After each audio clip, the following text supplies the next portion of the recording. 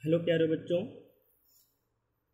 हम लोग आज बात कर रहे हैं कक्षा क्लास जो 10th है हमारा, उस 10th में जो केमिस्ट्री पोर्शन है, उस केमिस्ट्री पोर्शन का जो फर्स्ट चैप्टर है रासायनिक अभिक्रियाएं एवं समीकरण, केमिकल रिएक्शन एंड इक्वेशन के बारे में हम लोग बात करते हैं।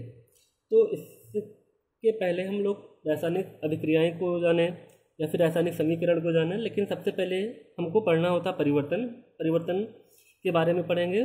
परिवर्तन होता कैसे है, किस तरफ होता है, कैसे होता है, किन परिस्थितियों में होता है, इन सारी चीज़ों को यहाँ पर हम लोग पढ़ेंगे। तो सबसे पहले यहाँ पर हम लोग परिवर्तन के बारे में जानते हैं। परिवर्तन यानी चेंज होता क्या है।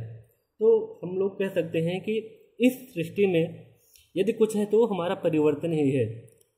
जब से हम लोग जन्म लेते हैं मरने तक जितनी सारी क्रियाविधि होती, जितनी सारी गतिविधि होती हैं, वो परिवर्तन पर ही डिपेंड है। तो जो चेंज होता है पूरी लाइफ में, वो एक मेन रोल होता है।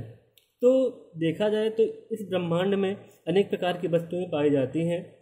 ये सभी वस्तुएं पदार्थ अथवा द्रव्य से मिलकर के बनी होती हैं और पदार्थ में निरंतर परिवर्तन होता रहता है।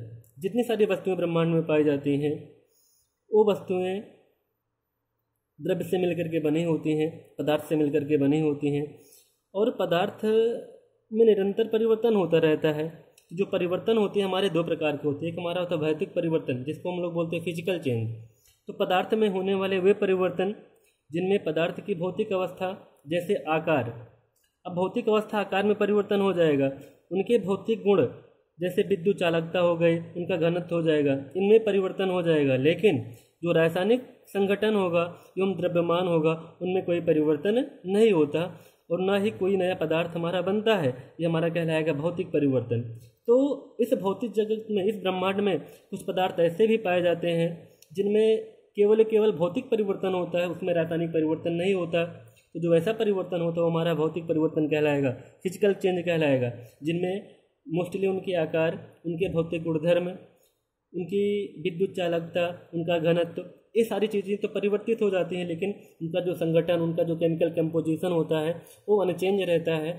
तो जो ऐसा परिवर्तन होता है वो हमारा भौतिक परिवर्तन कहलाएगा। जैसे हम लोग जल की बात करें तो जल हमारा यहाँ पर, यदि हम लोग बर्फ की बात करें, जल की बात करें और जल वाष्प की बात करें, तीनों का मतलब यहाँ पर एक ही है। अब तीनों की यहाँ पर जो अवस्था है वो भौतिक अवस्था ही है। यदि जल को हम लोग बॉयल करें, जल को हम लोग गर्म करें, तो ये वाष्प में परिवर्तित हो जाता है। उसी वाष्प को यदि हम लोग कंडेंस कर लें, संघनन कर लें, तो पुनः जल में परिवर्तित हो जाता है। यदि यही जो जल है उसको हम लोग फ्रिज कर दें तो बर्फ़ में परिवर्तित हो जाता है। और इस बर्फ़ को हम लोग, जल को हम लोग हिमकरण कर दें, फ्रिज कर दें, तो बर्फ़ में परिवर्तित हो जाता है।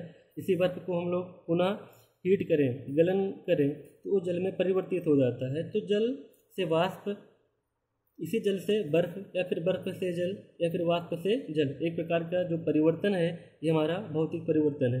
तो जो भौतिक परिवर्तन होता है ये एक अस्थायी परिवर्तन होता है। अस्थायी परिवर्तन का मतलब इतना सा है कि इसे हम पुनः प्राप्त कर सकते हैं, आसानी से इसे हम लोग पुनः प्राप्त कर सकते हैं।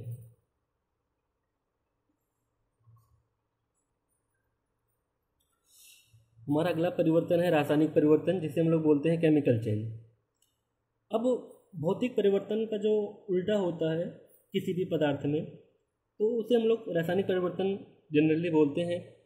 तो पदार्थ में होने वाले वे परिवर्तन, वे चेंज जिनमें पदार्थ की अणुओं का रासायनिक संगठन व द्रव्यमान परिवर्तित होकर एक या एक से अधिक पदार्थ बनाता है। अब पदार्थ का जो रासायनिक संगठन होगा वह द्रव्यमान होगा, वो परिवर्तित हो जाएगा और एक नए प्रकार के पदार्थ में बदल जाएगा, जिसका जो गुणधर्म होता है वो पहले वाले पदार्थ से सर्वथा भिन्न होता है। तो जो ऐसा परिवर्तन होता है वो हमारा रासायनिक परिवर्तन कहलाएगा। जैसे हम लोग बात करें किसी पदार्थ का जलना, जैसे हम लोग एलपीजी को जलाते हैं, एलपीजी गैस को जलाते हैं, मोमबत्ती को जलाते हैं, लकड़ी को जलाते हैं, पेट्रोल को जलाते हैं, पेपर को जलाते हैं। तो अब जब एलपीजी जलेगा तो हम, जब जल जाएगा तो हम पुनः से एलपीजी प्राप्त नहीं कर सकते। हो सकता है कहीं ना कहीं कि हम मोमबत्ती से पुनः जलने के बाद जो यहाँ पर मोम होता है उसको कलेक्ट करके मोमबत्ती में पुनः प्राप्त कर सकते हैं। लेकिन लकड़ी को हम जो जलाएंगे तो जो राख होती है उससे हम लकड़ी को प्राप्त नहीं कर सकते। इसी प्रकार भोजन का जो पकना होता है, पका हुआ भोजन से हम लोग कच्चा भोजन को नहीं परिवर्तित कर सकते। या फिर भोजन का पचना होता है, जो हमारे शरीर में उपापचयी क्रियाएं होती हैं, जो तमाम प्रकार के पाचन हैं, तो जो हमारे यहाँ ग्रंथियाँ होती हैं, हमारे शरीर में ग्रंथियाँ होती हैं, उन ग्रंथियों के द्वारा भोजन के कुछ पार्ट को डाइजेस्ट कर लिया जाता है, शेष पार्ट को एक्सक्रीटरी सिस्टम के द्वारा बाहर कर दिया जाता है। तो जो ऐसा परिवर्तन होता है ये हमारा रासायनिक परिवर्तन होता है। जैसे दूध से दही का बनना, दूध से दही का बनना भी यहाँ पर हमारा रासायनिक परिवर्तन है। कभी भी हम लोग दूध से दही बना लेंगे तो दही से हम दूध को नहीं बना सकते। अब भोजन को हम लोगों ने पचा लिया तो जो पचा हुआ भोजन है पुनः भोजन में परिवर्तित नहीं हो सकता। कुल मिला के जो हमारा रासायनिक परिवर्तन होता है वो अस्थायी परिवर्तन होता है। अब अस्थायी परिवर्तन में परिवर्तन होते हैं जिन्हें उन्हें हम पूर्व की अवस्था में पुनः प्राप्त नहीं कर सकते। अगला है हमारा रासायनिक अभिक्रियाएं, केमिकल रिएक्शन। बहुत ही सिंपल सी बात है, पढ़ते भी आए, 9th में भी पढ़ा होगा। जब दो या दो से अधिक परमाणु या परमाणु का समूह आपस में क्रिया करके नए परमाणु या परमाणु का समूह बनाते हैं तो जो ऐसी अभिक्रियाएं होती हैं ये हमारा रासायनिक अभिक्रिया कहलाती है। जब दो या दो से अधिक परमाणु आपस में क्रिया करके नए परमाणु या परमाणु के समूह में बदल जाते हैं तो जो ऐसी अभिक्रियाएं होती हैं इन्हें हम लोग रासायनिक अभिक्रियाएं कहते हैं। तथा बनने वाला जो पदार्थ होता है उसका जो गुणधर्म होता है वो बनने से पहले वाले पदार्थ के गुणधर्म से सर्वथा भिन्न होता है, या फिर कह सकते हैं जो अभिकारक होता है उसका जो गुणधर्म होता है सदैव उत्पाद से भिन्न होता है। एग्जाम्पल की हम लोग बात करें, जब हम कार्बन और ऑक्सीजन की क्रिया कराते हैं तो यहाँ पर कार्बन डाइऑक्साइड बनता है। तो अभिक्रिया के पहले यहाँ पर कार्बन और ऑक्सीजन था। अब कार्बन हमेशा ठोस अवस्था में पाया जाएगा और ऑक्सीजन हमेशा गैस अवस्था में पाई जाएगी। अब कार्बन और ऑक्सीजन का गुणधर्म अलग अलग था, लेकिन जैसे ये रिएक्ट हुए कार्बन डाइऑक्साइड में परिवर्तित हो गए। यहाँ पर जो कार्बन डाइऑक्साइड बना ये हमारा उत्पाद होता है। अब इसका जो गुणधर्म होता है ये कार्बन और ऑक्सीजन से सदैव भिन्न होगा। इसी तरीके से हम हाइड्रोजन और ऑक्सीजन के संयोग से जल बनाते हैं। हाइड्रोजन गैस और ऑक्सीजन गैस आपस में क्रिया करती है और जल में परिवर्तित हो जाती है।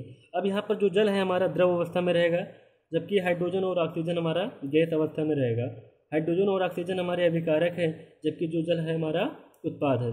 अब इस जल का जो गुणधर्म होगा वो कभी भी हाइड्रोजन और ऑक्सीजन के समान नहीं होगा, या फिर कह सकते हैं जो अभिकारक का गुणधर्म होता है वो सदैव उत्पाद से भिन्न होता है।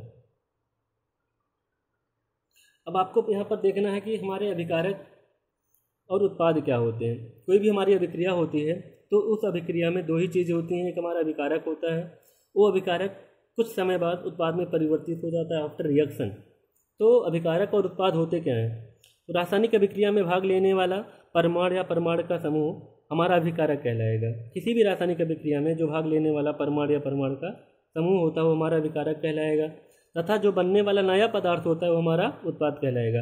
तो अभिक्रिया के पहले जो हमारा होता है अभिकारक होता है, अभिक्रिया के बाद जो बनने वाला पदार्थ होता है वो हमारा उत्पाद होता है।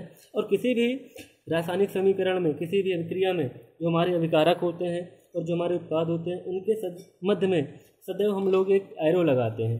उनके मध्य में सदैव हम लोग एक एरो लगाते हैं। एग्जाम्पल की बात करें तो यहाँ पर PCl5 फास्फोरस पेंटाक्लोराइड है।